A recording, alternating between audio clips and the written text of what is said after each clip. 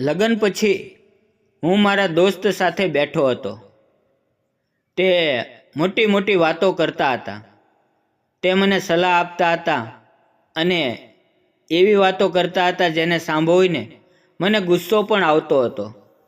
અંદર જઈને તું એવું કરજે કે તને ખબર પડી જાય કે તું ખૂબ જ તાકાતવર છો. મેં તેની સલાહ અને વાતો સાંભળી. મને ખબર નહોતી કે મારે શું કરવાનું છે. પણ જ્યારે હું દુલ્હનના રૂમમાં ગયો તો સામેનો નજારો જોઈને હું આશ્ચર્યચકિત થઈ ગયો. તે જમીન પછી શું કરી રહી હતી. તેણે મને જોયો અને કહ્યું, તમે બહાર જાઓ, મને પહેલાં વ્યવસ્થિત બેસવા દો. હું તેનો અવાજ સાંભળીને આશ્ચર્યચકિત થઈ ગયો અને મેં એને પૂછ્યું, તારા અવાજને શું થયું? તે કોઈ વાતનો જવાબ ન આપ્યો અને મને બહાર મોકલી દીધો. હું બહાર બહુ વિચારતો હતો કે જેની સાથે પ્રેમ કર્યો હતો તેની સાથે મેં લગ્ન કર્યા હતા, પરંતુ આજે તે મને મોટી કેમ લાગતી હતી.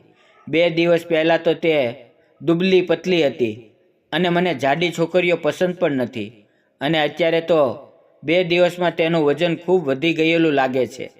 મેં વિચાર્યું કે કપડાના લીધે મને આવું લાગતું હશે. થોડી વાર પછી હું અંદર ગયો તો તે બિસ્તર ઉપર બેઠી હતી. હું તેની પાસે ગયો અને જેવો મેં ઘૂંઘટ ઉઠાવ્યો ત્યારે મારા પગ નીચેથી જમીન સરકી ગઈ. મારી આખી સિસ્ટમ હલબલી ગઈ. મેં કહ્યું, તું કોણ છો? આટલું કહીને હું બેહોશ થઈ ગયો અને સવારે મારી આંખ ખુલી ત્યારે હું રૂમમાં નહીં પણ હોસ્પિટલમાં હતો. મારો મિત્રો મારી ઉપર હસી રહ્યા હતા. તે મને કહેતા હતા કે લગ્ન પછી તો છોકરીઓ દવાખાને જાય છે અને દોસ્ત, તું કઈ રીતે દવાખાને પહોંચી ગયો? પણ હું તેને શું બતાવું? બધા લોકો મારી મજાક કરી રહ્યા હતા. ગઈ રાતે જે મેં દ્રશ્ય જોયું હતું અને જેને જોઈને હું બેહોશ થયો હતો તે ફક્ત હું જાણતો હતો. શહેરમાં હું એકલો રહેતો હતો. મારું કોઈ સગા સંબંધી નહોતું. ફક્ત 3-4 મિત્રો અને બાજુમાં રહેતા આંટી, મારે એટલા સાથે જ સંબંધ હતો. મારા હોશમાં આવ્યા પછી બધા જવા લાગ્યા. આંટી મને કહેતા ગયા કે મેં જમવાનું બનાવી દીધું છે અને હવે તારી દુલ્હન તારું જમવાનું બનાવશે. મેં આંટીને કહ્યું, તમે મારી પત્નીને જોઈ છે? જ્યારે આપણે તેના ઘરે ગયા હતા ત્યારે જોઈ હતી. તે ખૂબ જ પ્યારી અને ખૂબ જ સુંદર છોકરી છે. પણ તું આવું કેમ પૂછાશો? મેં કહ્યું, કાંઈ નહીં. તેના ગયા પછી હું વિચારવા લાગ્યો કે રાત્રે રૂમમાં મેં જેનો ઘૂંઘટ ઉપાડ્યો હતો તે કોણ હતું? તે મારી પત્ની તાન્યા નહોતી. હું એ વિચારીને પરેશાન હતો કે મારી પત્ની ક્યાં છે અને આ રૂમમાં છે તે કોણ છે. મેં મારો ફોન કાઢ્યો અને તાન્યાના ફોન ઉપર કોલ કર્યો. રિંગ વાગી રહી હતી પણ કોઈ ફોન ઉપાડતું નહોતું. મેં તેને મેસેજ કર્યો પણ તેણે મને કોઈ રિપ્લાય ના આપ્યો અને પછી ફોન ઓફલાઈન થઈ ગયો. ત્યાં અચાનક મારા મિત્રનો ફોન આવ્યો અને તે મને કહેવા લાગ્યો કે નિખિલ, તારી સાથે શું થયું? તું કઈ રીતે બેહોશ થઈ ગયો? ક્યારેક એવું બને કે નવું નવું જોઈને વ્યક્તિ બેહોશ થઈ જાય, ભાન ભૂલી જાય. પણ આ બધું રૂમમાં થાય છે અને તારે તો દવાખાને આવવું પડ્યું. હું શું બતાવું? ફોન મૂકી દીધો અને વિચારવા લાગ્યો કે મને પોતાને ખબર નથી કે મામલો શું છે. તો તેને શું કહું? હું ઘરે ગયો. તે હજી રૂમમાં બેઠી હતી. મેં ભગવાનનો આભાર માન્યો કે તે બધાની સામે ન આવી, નહીંતર આ વાત આખા મહોલ્લામાં ફેલાઈ જતી કે મારા લગ્ન જવાન છોકરીને બદલે એક બુઢી ઓરતથી થઈ ગયા અને તે મારી પત્ની બનીને બેસી ગઈ હતી. તેને જોઈને મને અજીબ લાગતું હતું. હું તેની પાસે ગયો અને મેં તેને કહ્યું, તમે કોણ છો અને અહીંયા શું કરો છો?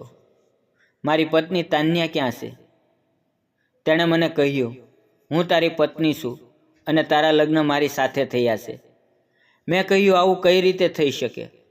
મારા લગ્ન તો તાન્યા સાથે થયા છે અને મારા લગ્ન કાંઈ વિચાર્યા વગર નહીં પણ લવ મેરેજ છે અને મને ખબર છે કે મારી પત્ની કોણ છે.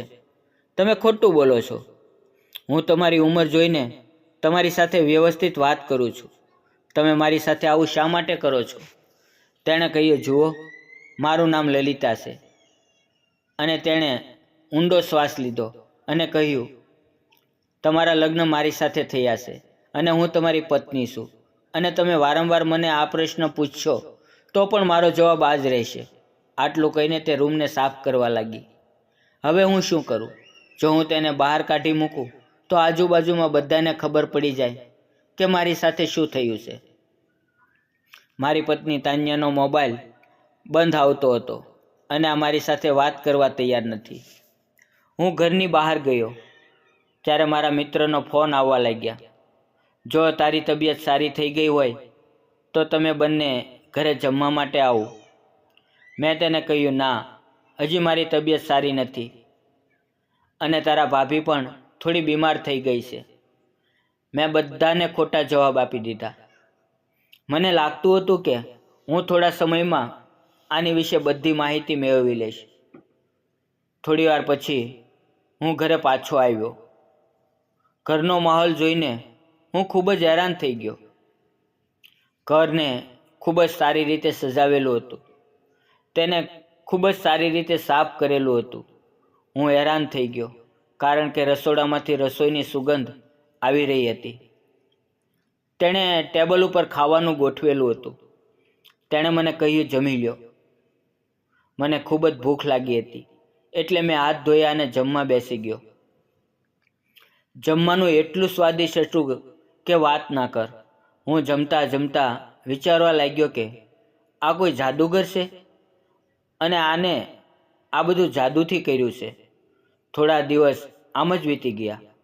હું વિચારવા લાગ્યો કે જો મારી પત્ની તાન્યા પાછી આવી જાય તો હું આને મારું ઘર સંભાળવા માટે અહીંયા ઘરે રાખી લઈશ. પણ મારી પત્ની ક્યાં છે તેની મને ખબર નહોતી. તે બધું જ કામ કરતી પણ ક્યારેય તે પોતાનો હક માંગતી નહોતી. એક દિવસ મારા મિત્રો પાર્ટી માટે જીદ કરવા લાગ્યા એટલે મેં તેને કહી શકાય આપણે ઘરે આજે મારા મિત્રો જમવા આવવાના છે એટલે 10 લોકો માટે જમવાનું બનાવવાનું છે. જો તારે મદદની જરૂર હોય તો હું કોઈને બોલાવી લઉં અને થોડી વસ્તુ બહારથી લાવું છું. તો તેણે કહ્યું, તમે ચિંતા ના કરો, હું 2 કલાકની અંદર બધા માટે જમવાનું બનાવી લઈશ.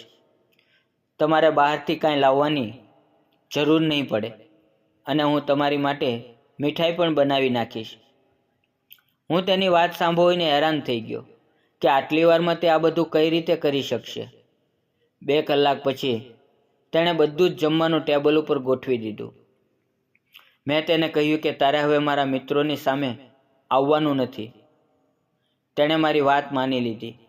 તે ક્યારેય મને કોઈ સવાલ કરતી નહોતી.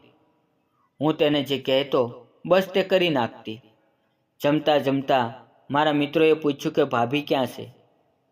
તો મેં તેને કહ્યું, આજે અચાનક તેની તબિયત બગડી ગઈ છે. તેને ચક્કર આવતા હતા એટલે તેના રૂમમાં સૂઈ રહી છે. મારા મિત્રો નારાજ થઈ ગયા અને કહેવા લાગ્યા કે અમે તો ભાભીને મળવા આવ્યા હતા અને આજે આવું થયું. આમ જ 7-8 મહિના જતા રહ્યા. હવે મેં તાન્યા વિશે વિચારવાનું પણ બંધ કરી દીધું હતું. પણ એક દિવસ અચાનક તાન્યા પાછી આવી ગઈ. હું જ્યારે ઘરે ગયો હતો તો બેઠી બેઠે રડી રહી હતી. તે મને જોઈને કહેવા લાગી, મારી સાથે ખૂબ જ ખરાબ થયું. હું તને કાંઈ જણાવી શકતી નહોતી. તેણે કહ્યું, મને કેટલાક લોકોએ અપહરણ કરી લીધું હતું એટલે લગ્નમાં મારી જગ્યાએ આ મહિલાને બેસવું પડ્યું કારણ કે અમારી ઇજ્જત ખરાબ ન થાય. તેની વાત સાંભળીને મને એવું લાગતું હતું કે તે ખોટું બોલી રહી છે. અમને બંનેને સાથે જોઈને મારી વૃદ્ધ પત્ની જવાની તૈયારી કરવા લાગી. તે ચૂપચાપ ત્યાંથી જઈ રહી હતી પણ મને ખૂબ જ અજીબ લાગતું હતું. તેણે મને જતાં જતાં એકાંતમાં બોલાવીને એક વાત જણાવી. તેણે કહ્યું, મને ખબર નથી કે હું તમને શા માટે કહી રહી છું કે તમે ખૂબ સારા માણસ છો. આ તાનિયાનું લગ્ન પહેલાં બીજા કોઈની સાથે ચક્કર હતું અને તેણે કહ્યું હતું કે જો તેણે લગ્ન કર્યા તો તે તેને ખતમ કરી નાખશે અને જે તું 8 મહિના મારી સાથે રહી અને મારું દિલ ભરાઈ જશે તો હું તને પાછી મોકલી દઈશ. એટલે તને તેની સાથે બીજા દેશમાં જતી રહી અને તેણે મને અહીંયા બેસાડી દીધી હતી. આટલું કહેતા કહેતા તેની આંખોમાં આંસુ આવી ગયા. તેની વાત સાંભળીને હું હેરાન થઈ ગયો, કારણ કે તાનિયાએ મારી સાથે દગો કર્યો હતો અને મારી સાથે લગ્ન કર્યા પછી તેને બીજા કોઈ સાથે 8 મહિના હનીમૂનમાં વિતાવ્યા હતા અને હવે તે પાછી આવી હતી. તે બુઢી ઓરત જતી રહી. બીજા દિવસથી તાનિયાએ ઘર સંભાળવાનું શરૂ કરી દીધું, પણ તેને ઘરની એવી હાલત કરી કે હું હેરાન થઈ ગયો. ઘર આખું ગંદુ થઈ ગયું. જમવાનું તેને બનાવતા નહોતું આવડતું.